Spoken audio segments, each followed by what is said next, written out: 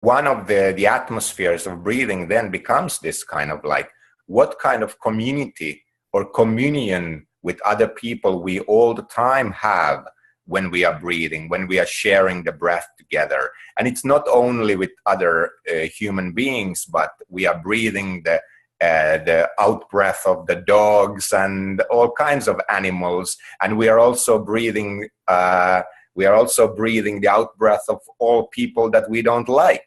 We are sharing, like, even the most horrible person, it might be if they are in the same room with us or in the bus with us, we are sharing that, and it becomes extremely intimate experience. Or normally, of course, we are not conscious of it and we are totally unaware of it. But think about that air that I just breathe out, it goes into the very depths of other person's being. And also the other people that perhaps we don't like at all, we are really getting their air, their bad breath or whatever, very deep in ourselves. And so we are conspiring together. So this is an important word. The word conspiration or conspiracy originally etymologically means to breathe together.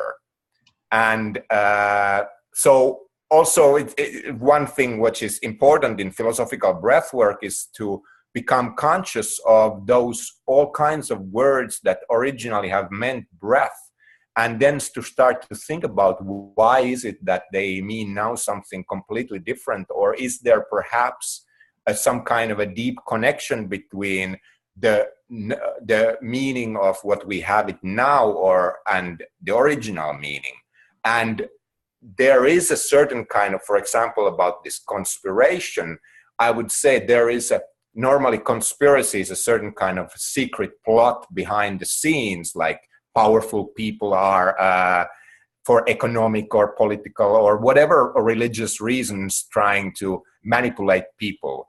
So in a sense, there is a conspiracy also of breath, or in a more fundamental level, because most of the people are not at all conscious that they are part of something that is happening behind the scenes that they are not conscious of all, because they are concentrated on other things.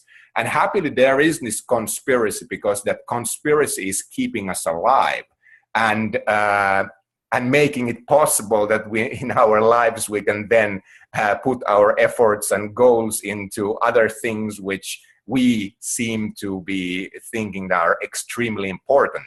But we couldn't do that if there wouldn't be that conspiracy of breathing happening all the time behind the scenes. And the way is to become conscious of that and to become like a fundamental conspirator to that conspiracy, to really start to participate in it and start to see how it connects us with all the people and what are the possibilities and what we could learn from this community that is already all the time happening.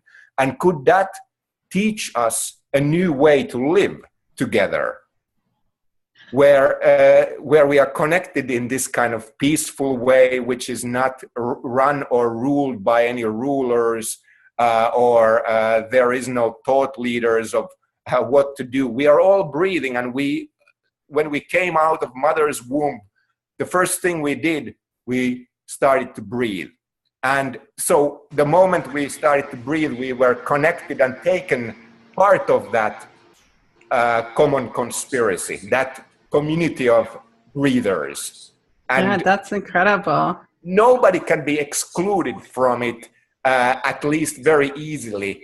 So it doesn't look for what race we are, what education we are, what kind of ideology we are part of, what kind of language we are speaking, what nationality we are. So it excludes, it is like totally inclusive. Nobody is excluded if you are a breathing person or a breathing being. So that could also create, and if we could really listen to that, it could make us a completely new way of thinking what life is, how we're connected with other people, and so on.